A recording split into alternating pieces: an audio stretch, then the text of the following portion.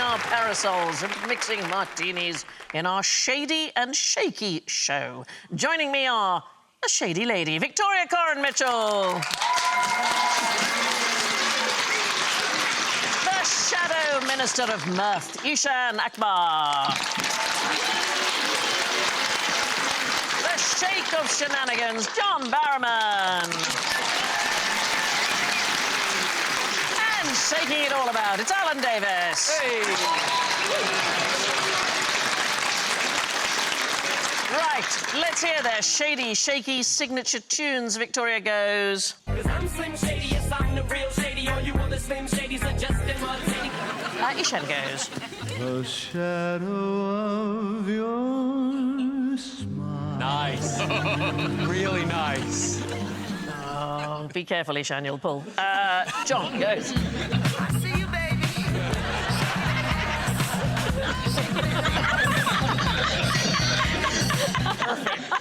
It comes to life. Perfect. And Alan goes. Put your left arm in, your left arm out. In, out, you shake it all about. Right, name something that was invented in either Shaky Town or Shady Town. I mean, I'm hoping this is a Shakin' Stevens question. Oh! Because I know a lot about him. Why? Because I was a big fan of him as a child. And you know the stuff you learn... Well, child, as a teenager. It's inexcusable. Yeah. It's not inexcusable. He was a... Let me tell you, tomorrow is Shakin' Stevens' 73rd birthday. No. And I still would. Because... Yes. not only... Yeah. is he gorgeous. But when you're young, those kind of things go in. I know his birthday, favourite colour, indigo, real name, Michael Barrett, stage name, taken from his old school friend, Stephen van der Valk, who took the name. Can I just say, I've no idea how we got here. That's all. I wanted to get to seismology and geology. Is it something to do with... Is Shaky Town something to do with, like, an earthquake machine? It's exactly right. So, modern seismology began in Comrie Village, so it's in Perthshire. It's your part of the world, isn't it? Up in Scotland? Scotland, yeah. An earthquake machine in Scotland? Yes, it's known as Shaky Toon. How's that? Very good. That was brilliant. Shaky Toon. So, incredible number of earthquakes, which you maybe wouldn't even think of in Scotland. The late 18th to the mid-19th century, thousands of earthquakes. There is a thing called the Highland Boundary Fault, and the position of this town is astride the fault. And it still records more and stronger tremors than anywhere else in Britain. It is officially Britain's shakiest town. And so they wanted to measure it, and it's the very first purpose-built seismology station in the world, known as Earthquake House. It's basically a hut in a field, if I'm honest with you. It was like a public toilet. I know. That's so British. Look what we've made. Yeah, but you open the door and you can see to the core of the earth. It was instigated by the Comrie pioneers, basically the local postmaster. He devised one of the earliest measures for earthquakes. So a 10 was a quake that they had in October of 1839, which was felt over most of Scotland. That's when the teapot rattles. Yeah. So the Comrie scale is different scales of quake. So number 10, massive quake in 1839. And then number 1 I like is called just sensible. What? Yeah, just capable of being sensed. It's a quiver. Oh. It's more of a... Oh, we've all had those. That's a different kind of earthquake. Is that it? Yeah.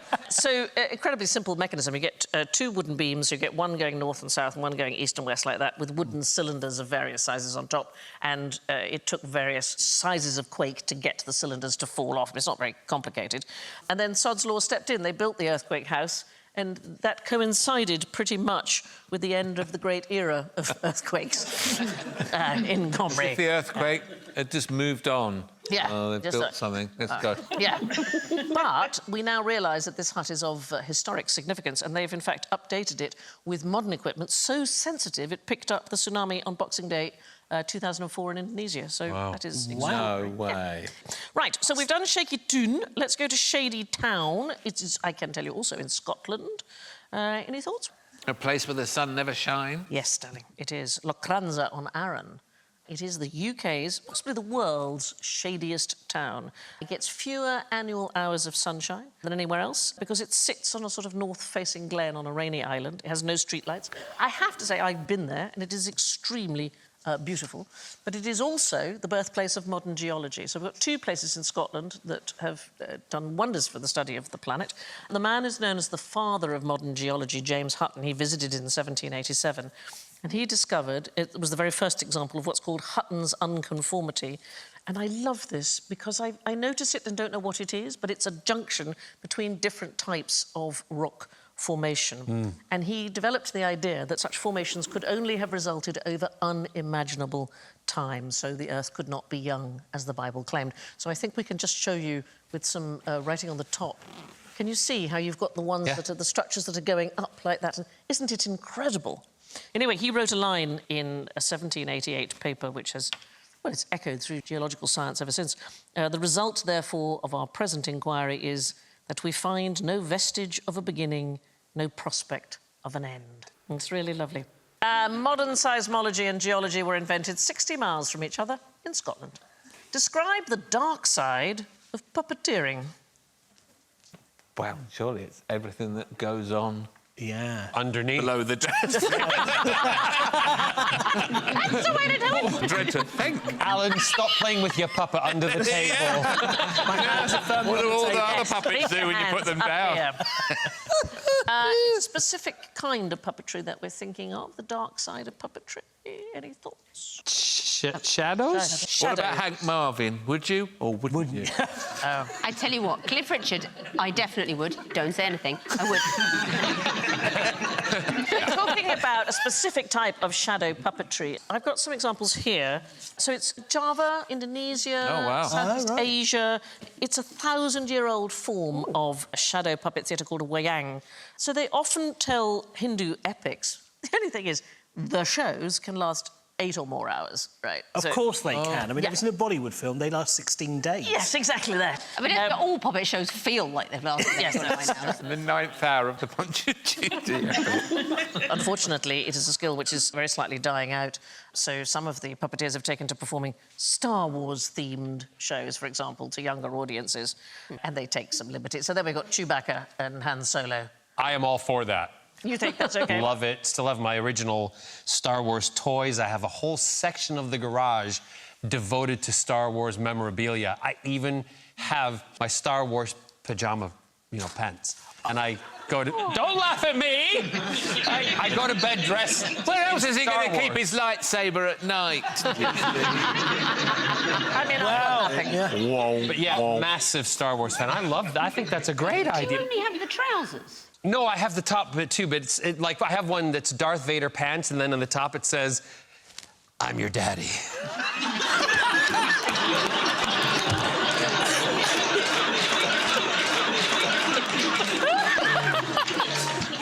That is just so wrong. I've never watched Star Wars. Did you want to confess anything while we're doing this, like turning it into therapy?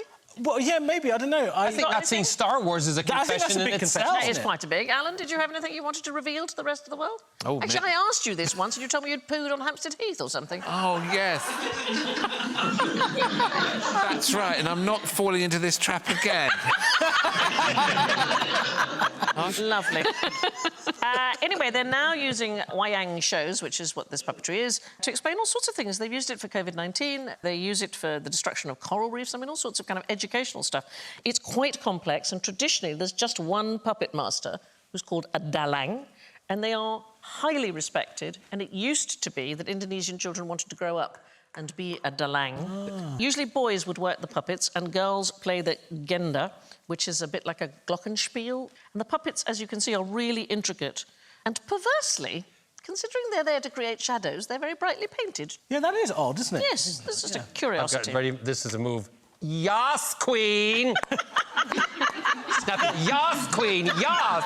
Yes, queen. Yes, yes, yes. Yes, queen.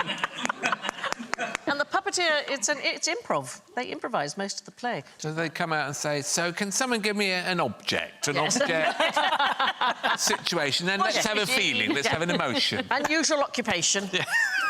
Let's go for that. Gynecologist! Yeah. Can I tell you this about when I first took my daughter to a puppet show? I found this very, very annoying. The puppeteer came out and, you know, had the puppets and spoke to the audience, and I wanted to say, look, fine, after the age of about 30, magnificent, break it down, deconstruct it. See, my child is 3. She thinks it's... Just bring it up behind a hay bale. It's fine. Let it be a talking creature. Have you ever worked with the Muppets? I have. Yeah. It's very difficult not to reference them if you don't. But Kermit's the weirdest one, because it's like on his head. It's on his head, and then he's working the hands like that. And I still would. Of course.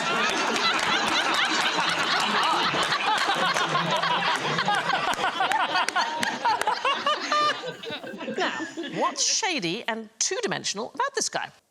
So if I give you his name, it may help. He was the French Minister of Finance for just 8 months under Louis XV, and he was called Etienne de Silhouette. Is that why Silhouette... Was he thought of as a shadowy figure? It's why shadow portraits, you know the portraits where you just get Yes. the sort of outline of a person done in black? Yes. They're known as silhouettes, and it is because his, well, the normal explanation, his austerity policies, which eventually got him fired, caused his name to be associated with sort of general thriftiness. And these were cheaper portraits for people who couldn't afford to have oil portraits.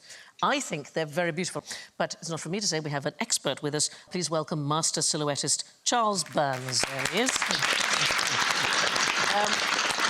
Charles, tell me, how did you learn to be a silhouettist? How did that happen? When I left art college, I worked for a number of years as a street portrait artist in Covent Garden and drawing portraits originally, and then I started cutting silhouettes more or less as a sideline, but they completely took over my life. They became very popular in Europe, and they came over, didn't they, from France? They did. They became very popular throughout the 18th and early 19th centuries, but they died out, really, when photography was invented and all the silhouette artists went out of business. Which I think is a great shame. In fact, studios used to be equipped sometimes with a physionotrace?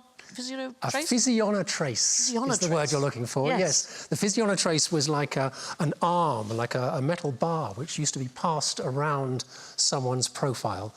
And at the other end of the bar was a little pencil, which on a small piece of paper would draw upside down and in reverse their profile. But you don't do anything as... No, I rely entirely on a pair of scissors. Pair of scissors and a technique I call cut and hope. OK, I like that.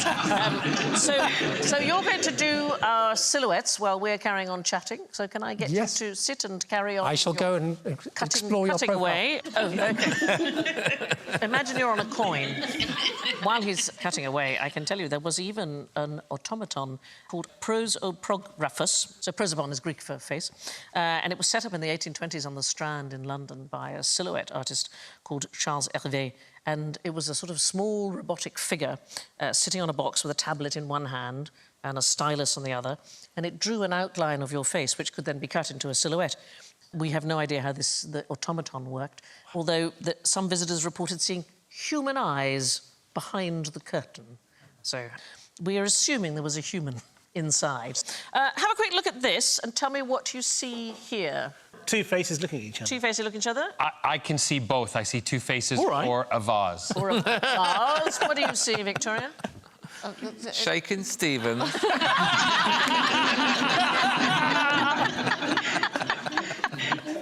sort of goblet or two people. Yeah.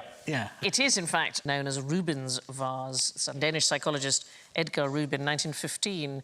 And it's very interesting how the brain decides what is an object and what is the background. So an object sometimes has a sharper colour, there are visual clues, maybe it's closer or it gives you an emotional response. If you remove all of those things, the brain cannot consistently distinguish the object from the background. So depending on how we look at it, might think it's a face immediately, might think it's a vase immediately. Really? Yeah. There are two British artists, Tim Noble and Sue Webster. They developed a technique and they create silhouettes from heaps of junk. They started their work in 1997. This is one of their pieces that was at the Royal Academy. So that's just junk. It's old wood and rusty tools and toilet roll and all sorts of things. And that's them in silhouette. That's amazing. I think it's one of the best things I've ever seen. People are so creative. I mean, as an Asian kid growing up, imagine if I told my dad, Dad, I want to do stuff with rubbish and make silhouettes. Yeah. Yeah. He'd be like, what are you talking about? Just go on QI. Yeah, exactly. Don't even need to make silhouettes. Although tonight we can make rubbish and silhouettes because I think Charles has finished. Darling, are you going to reveal for us? I can reveal for you, yes. All right, so we'll have Victoria first. OK, there she is. There we are, there you are. Wow. Oh, Clever. Yeah, amazing. Just take a couple of inches off the nose. Just bring... Right, should we do Alan?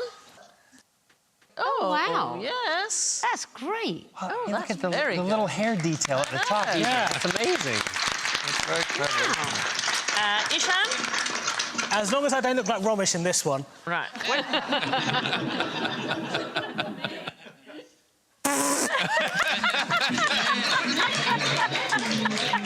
I look so much older. But the glasses are so brilliant. Yeah. Yeah, the glasses are So clever. Right, Johnny, let's try you, darling. Oh, you handsome devil. great. So handsome. Yeah, amazing. That's brilliant. You're so handsome, even as a lovely. cutout. Wow, I think those are brilliant. So clever. You're literally just doing that with a pair of scissors. Yes, I That's have. amazing. Yes. A freehand cut with scissors. I can't even cut a straight line on wrapping paper.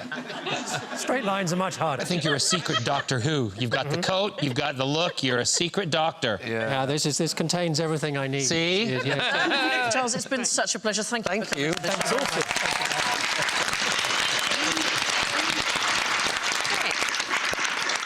Right. What's a McKinley grip? Ooh. So the whole show is shade and shake.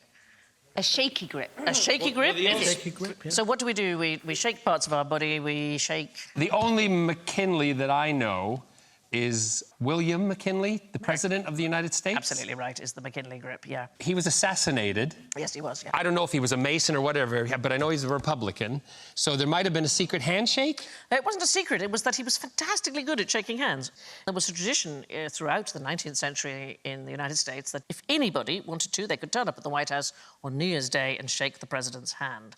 And President McKinley was in office 1897 to 1901. He was an enthusiastic handshaker, said to have once shaken 5,000 hands in a single session, but it had to be quick, so he developed something called the McKinley grip.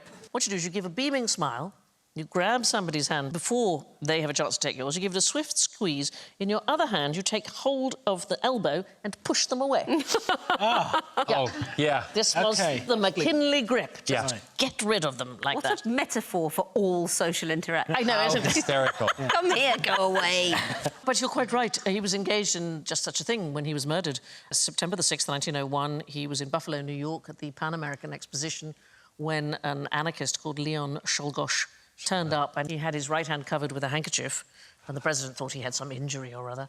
But in fact, he shot him point blank. He died of infection about 8 days later. Now, here's the thing. We shake hands. We also shake heads. I think we've said this before on this show, Alan. In some countries, like Bulgaria, they shake for yes and nod for no.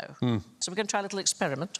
I'm going to ask you a series of quick-fire questions with yes or no answers, all right? You have to answer immediately, but whatever answer you give with your voice, you have to give the opposite with your head. Oh. OK? And I'll ping my pinger if you get it wrong. Does everybody understand? You pinging your pinger? No? I'm just asking. Yes, I do Yes. understand. Yes. Yes. Trying to catch you out, that's Yes. all. Damn OK, it. all right, ready. John, was the first James Bond film the one about the Doctor? Yes. That's right. Is it right? Yes. What Yes, was the name of the Dr. Doctor? No.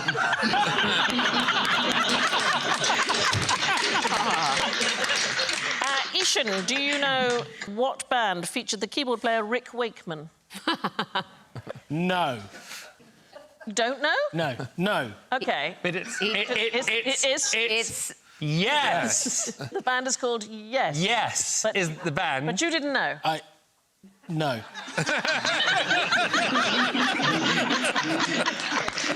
This would be a great drinking game. It's very weird. Victoria, do you know what it means when you nod? Do you know what it means when you nod? Yes, I know what it means. Or, yes, I know what it means. No. Alan, have you stopped kicking the dog?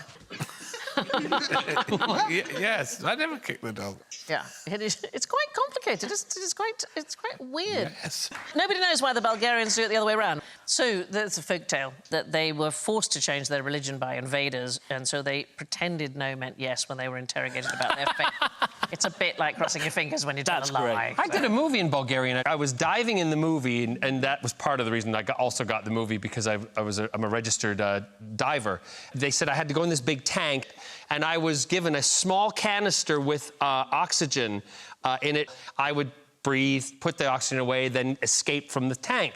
But I went down and I said to the guy, "Is it unlocked?" And he went, "Yes." I'm like, "I'm not going down." And he's like, "Is it locked?" "Yes, it is." What was the film, darling? Oh, you don't want to know. No, I really want to see it. It's called Shark Attack 3 Megalodon. Oh, my. All I'll say is it bought me my first place. There's an even more apparently ambiguous, is the head bobble. So this is a form of non-verbal communication. It's commonly found in India, Pakistan and Sri Lanka. So according to... Hi, guys. Yeah. I'm looking at John. According to a behaviourist from Tamil Nadu, Pradeep Chakravarti, it may have evolved to give a deliberately ambiguous signal. So it's a sort of you can disagree with somebody while not saying anything. Is That's that it, yeah. That's the head bobble? It means yes, no, maybe means everything, really. Okay. They do it in Bangladesh as well. Right, but you're being non-committal, is that it? Yeah, and you're... Just do it and I'll The I'll move give you is more from verbal. the chin, actually, Right. so it's just a... Yes, queen. But this neck move is very clearly kind of like a no, isn't it? I mean, you know it's a no. Well, I would... In the gay world, we disagree with that's like, get over here. That is great. Yes, queen. Yes. No. Isn't any gesture that isn't that? So the head bobble, yeah, the head bobble is from the chin, I think. From the chin. It's really hard. That's pretty good, actually, Alan. That's a good one. It's a very relaxed thing. Yeah. No. Really No. not. I mean, I look like I'm trying to decide which kind of herring to have for dinner. That's really Right. Here's a pretty shady way to carry on. What's the best way to sabotage a sewage system? Shadow of your smile. Begins with S, I'm going to say. S. Yes. Oh, I was going to say... yeah. Shit! I was quite going to say that. There you go. What were you going to say? Similar to that, let me have a drunken kebab. Right, and that would be the way forward. Yeah. In 1944, the US Office of Strategic Services, that's the sort of predecessor organisation to the CIA, produced this. And it's a simple sabotage field manual, and it's a guide to a range of different ways where you can undermine the enemy's their economy, their morale, their military offensiveness, and so on. And it's fantastic in the scope of stuff in this rather narrow book, demolishing bridges, how to cause trouble, quarrels on public transport, that kind of thing. So here's how to sabotage a lavatory. So what you do is you saturate a sponge, OK, with a thick starch or sugar solution, right? You squeeze it tightly until it is a ball. You wrap it with string to keep it in the ball, and then you let it dry. And once it is dry, you remove the string and you flush it down the lavatory. The sponge will gradually expand back to its normal size, and it will entirely plug the sewage system. Oh, and why would you want to do that? If you want to mess with your enemy, mess with their toilets. Oh. Yeah. So some of the stuff they suggest, it's like schoolboy pranks in here. But it's just stuff that the enemy would go, oh, now the toilets are backed up in the main office. It's just annoying. So let's try the lighting system in a factory. How would you sabotage the lighting system in a factory? Cut a wire. No, it's got to be more subtle than that, you see. So what you do is you turn the lights off, unscrew a light bulb, put a coin into the socket, put the light bulb back in again. As soon as somebody turns it on, the whole system will blow. Because of the copper. Yeah. I mean, it's... I'm going to do that. Don't, because I mean, it's terrible. Electricians and plumbers back in the day would have been making an absolute killing. Yeah, just stick a coin in it. I was a sponge, I was a coin, and he's charged you 600 quid for the privilege. What about the petrol tank of a vehicle? Oh, that's sugar, isn't it? You can do sugar or you can urinate in it. If you haven't got Urine? Sugar. Yeah, just wee in it. I don't know why I'm giving all this away. Please don't do any of these things. I've heard of them putting, like, a potato in the exhaust. Yeah, I've heard of... I like this, the one in here that I think would only work in Britain. To start an argument on a train, if you work for the railway, issue 2 tickets for the same seat. Ah, yes. That's every day. Yeah. Yes. And so we descend into the shadowy realm of shaky misunderstandings that we call general ignorance. Fingers on buzzers, please. I'm looking forward to my summer holiday. How can I prepare to get a nice, deep suntan without burning? Sun lotion? Would you not? Sunscreen? Probably the very correct answer, my darling. Yes. People used to think that the idea was to lay down a sort of base tan, possibly in a tanning salon or something. And it's a widespread thought, but it is entirely wrong. The only way you can protect yourself is with suntan lotion. Or clothes. Clothes, or you and I would just sit in the shade, wouldn't we, Alan? Drinking heavily. So they wanted to demonstrate this, so they needed some skin that had zero exposure to the sun, so they chose British bottoms. Yeah. And they were exposed to simulated sunlight. Replicate conditions at the centre of the earth. Can I just say what an awful representation of the United States of America that picture is? Yeah. It's not pretty, is it? No. No. Would you or wouldn't you, Victoria? I think he looks all right. It's all right. Anyway, 2 weeks they spent with simulated sunlight on naked buttocks, and the resulting tan gave them a tiny bit of protection. Basically, it meant you could spend an extra 10 minutes in the sun. And tanning parlour sunbeds are really as bad, if not worse, than natural sunlight. Indeed, indoor tanning causes about 420,000 cases of skin cancer a year in the US alone. Yeah. Now, this is exciting. We've done a bit of research on who is in line for the throne. And we know the correct answer to this question. Which of you on this panel is closest to inheriting the crown? I look good. I think we all deserve a yes, queen. Yes!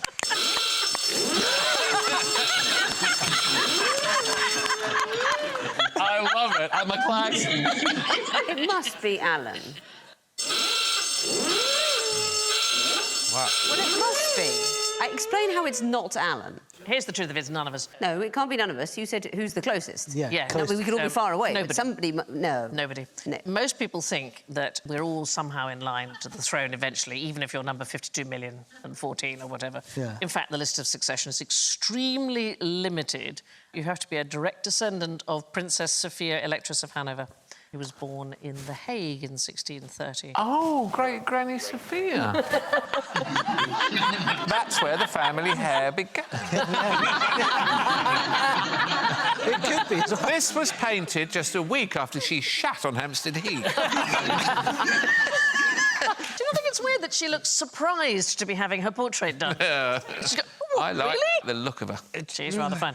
She was the granddaughter of James I, so she was chosen as heir to the throne to ensure a Protestant lineage in the event that William or Queen Anne died without issue.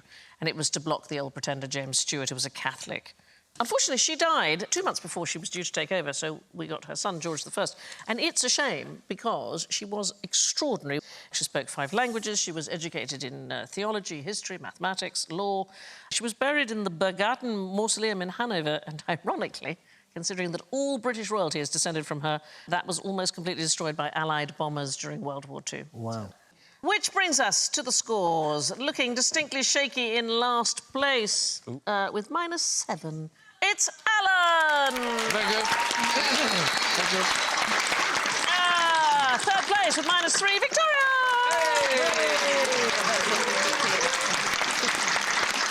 Second with 1 point, John! Yes, Queen! Yes, Queen! Yes, queen. But overshadowing everybody is tonight's winner with 5 points, Eshaan!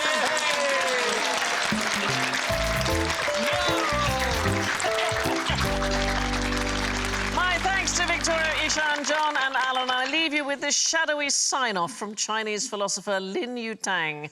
When small men begin to cast big shadows, it means that the sun is about to set. Good night.